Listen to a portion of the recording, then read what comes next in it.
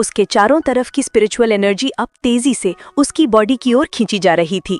उसे अब वो राज समझ में आ चुका था कि एम्परर दिथियन का असली सीक्रेट क्या है।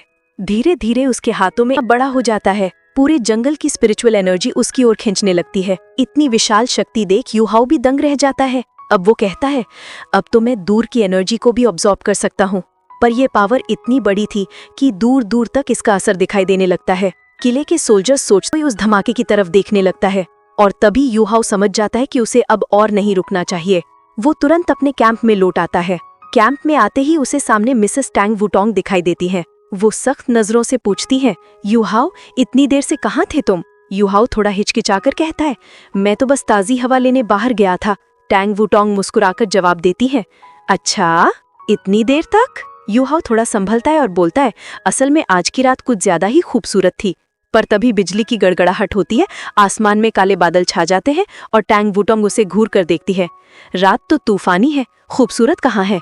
वो हल्की मुस्कान के साथ कहती है, खैर अब तुम ठीक हो तो कल हम एकेडमी साथ लौटेंगे। यूहाओ हाँ में किर हिलाता है और दिन शिफ्ट होता है। हम सुबह में सभी लोग को देखते हैं जो एकेडमी जाने के लिए तैयार हैं।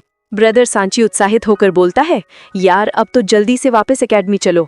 लेकिन तभी एक गार्ड आकर कहता है, रुक जाइए, प्रिंसेस खुद तो नहीं आ सकी, लेकिन उन्होंने आपके लिए रिवॉर्ड्स और नोबल टाइटल्स भेजे हैं। सबके चेहरे पर खुशी आ जाती है, पर यूहाओ शांत रहता है और कहता है, मुझे कोई टाइटल या रिवॉर्ड नहीं चाहिए, बस प्रिंसेस और व्हाइट टाइगर ड्यूक को मेरा शुक्रिया कह देना। इतना कहकर वो अपने दोस्तों के साथ रवाना हो जाता है। 3 घंटे की उड़ान के बाद ब्रदर सांची शिकायत कर, क्यों लग रहा है? सब खाने में लग जाते हैं, लेकिन टैंग वुटोंग मछली का स्वाद अजीब लगता है। वो कहती है, इसमें कुछ मिसिंग है। सिस्टर नन मुस्कुराकर छेड़ते हुए कहती है, जो चीज मिसिंग है वो मछली में नहीं तुम्हारे अंदर है। टैंग वुटोंग शर्मा जाती है और माहौल हल्का फुल्का बन जाता है। तो मास्टर शान से मिलना है। यूहाओ के सभी दोस्त चले जाते हैं, लेकिन टैंग वुटोंग यूहाओ के साथ रहती है। जब वो दोनों वहां पहुंचते हैं, यूहाओ कहता है, सच में घर आकर बहुत अच्छा लग रहा है, पर अब मुझे कुछ जरूरी काम निपटाने हैं। टैंग वुटोंग मन में सोचती है, मैं इसे लेकर इतनी चिंता क्यों कर रही हूँ? मुझे हो क्या गया है? अब सीन शिफ्ट होता है। यूहाओ अपने मास्टर मो के पास जाता है। वो झुककर ग्रीटिंग्स करता है और बताता है कि सन एंड मून एम्पायर की डेथ गॉड अभी जीवित है होगी। एल्डर्स सहमति में सिर हिलाते हैं। हमने ये काम शुरू कर दिया है, लेकिन सन एंड मून एम्पायर का डेथ टावर हमारे सब योद्धाओं में डर पैदा कर रहा है। यूहाओ फिर बोलता है, जब मैं मिंगदो माउंटेन रेंज में था तब मैंने गलती से रिवर्स स्केल एक्टिवेट कर दी थी और एम्परर दिथियन की पावर मेरी बॉडी में आई थी। वो कहता है, मैंने देखा कि उसके अंदर जैसे कई ब्लैक होल्स जुड़े हुए हैं जो एक दूसरे से कनेक्ट होकर स्पेशल पावर बना रहे थे। उसकी सोल पावर हमारी कल्टीवेशन से बिल्कुल अलग थी। एल्डर ध्यान से सुनते हैं और कहते हैं, तुमने जो देखा वो सही है। हमारे डाउल्यूज जब 99 लेवल तक पहुंचते हैं तो उनकी सोल पावर सॉलिडिफाइड हो जाती है, लेकिन वे लोग यहीं पर अटक जाते हैं। यूहाओ पूछता है, क्यों? एल्डर जवाब देते हैं, क्योंकि सॉलिडिफाइड सोल पावर फ्लो नहीं करती, वो रुक जाती है और इसलिए कोई उसके आगे नहीं बढ़ पाता।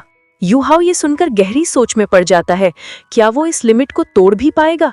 क्या वो एम्परर दिथियन जैसी पावर हासिल कर सकेगा?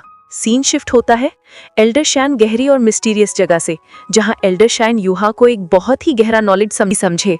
लेकिन बात इतनी आसान नहीं है। दिथियन का मेथड बाकी सबसे बिल्कुल अलग है। उसकी कल्टीवेशन मिस्टीरियस भी है और खतरनाक भी। फिर एल्डर शान अपने हाथ उठाते हैं और उनके हाथों में बनता है घूमता हुआ काला वोटेक्स, एक ब्लैक होल जैसा एनर्जी वोटेक्स। वो कहते हैं, दिथियन का सीक्रेट कुछ ऐसा ही काम करता होगा। वो अपनी सोल फोर्स को ट्रिगर की तरह यूज करता है और स्पेस में कोलैप्स पैदा करता है। एक ऐसा ब्लैक होल जो कभी रुकता नहीं, जो आसपास की सारी एनर्जी को निगलता जाता है।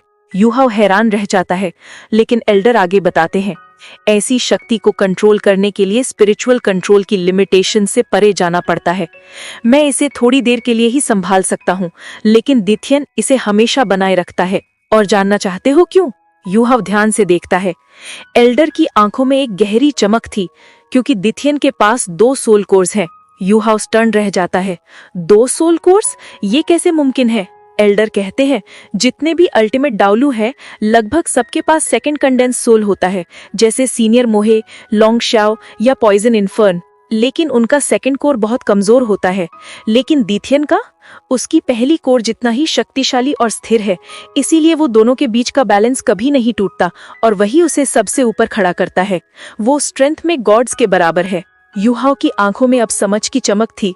तभी एल्डर कहते हैं, यूहाओ तुम्हारे पास भी 2 मार्शल आर्ट सोल है, इसलिए तुम्हारा अल्टीमेट डाब्ल्यू तक पहुंचना बाकी सबसे ज्यादा आसान होगा। यूहाओ सुनता ही सोच में पड़ जाता है।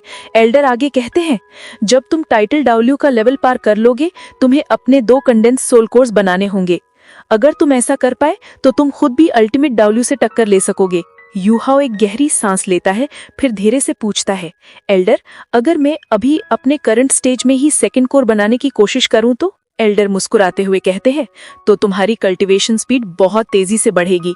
तुम दूसरों से इतना ही बड़ा है, क्योंकि जब तुम 90 लेवल तक पहुंचोगे तो तुम्हारा फर्स्ट कोर सेकंड कोर को निगल सकता है। और यही बहुत से मास्टर्स फंस जाते हैं ब्रेक थ्रू के ठीक पहले। यूहाओ थोड़ी देर चुप रहता है, फिर दृढ़ आवाज में कहता है, मैं फिर भी इसे ट्राई करना चाहता हूँ। एल्डर कहते हैं, ठीक है, मैं खुद तुम्हारी रक्षा करूंगा। यूहाओ कल्टीवेशन स्टेज में बैठता है। वो अपनी सारी सोल पावर को एक पॉइंट पर फोकस्ड करता है। धीरे धीरे एनर्जी के बीच एक घूमता हुआ वॉर्टेक्स बनने लगता है, जो उसके चारों ओर की चीजों को खींचने लगता है।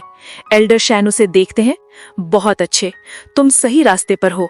यूहाओ स्वेट में डूबा हुआ बोलता है, मैं इसे और कंप्रेस करना होगा। वो पूरी शक्ति लगाता है, लेकिन अब वो वॉर्टेक्स अनकंट्रोलेबल होने लगता है। उसकी 50% सोल फोर्स ड्रेन हो चुकी थी, फिर 80% तक। चारों ओर एनर्जी की लहरें उठने लगती है। एल्डर शैन अपनी सोल फोर्स यूज करके उसे सील करने की कोशिश करते हैं। ये खतरा बहुत बड़ा है, लेकिन अगर मैंने इसे रोक लिया तो यूहाओ बस कुछ दिन में रिकवर कर जाएगा। तभी अचानक एक तेज रोर सुनाई देता है। तियानमिंग अपने बीस्ट फॉर्म में आ चुका था। वो यूहाओ के सामने खड़ा हो जाता है और अपनी life reflection shield energy use करोगे और यूहाओ मर गया तो तुम भी मर जाओगे। तियानमिंग मुस्कुराता है, जिस दिन मैंने यूहाओ को चुना था, मैंने उसी दिन तय कर लिया था, मैं उसी के साथ जीऊंगा और मरूंगा। यूहाओ की आंखें खुल जाती है। उसके चारों ओर एनर्जी का समंदर था। ब्लैक होल कोलैप्स हो रहा था। वो पूरी ताकत से कंसंट्रेशन करता है और अचानक ब्लैक होल फटता नहीं, बल्कि शांत हो जाता है। यूहाओ उससे जुड़ चुका था। उसका सोल कोर अब पूरी तरह बन चुका।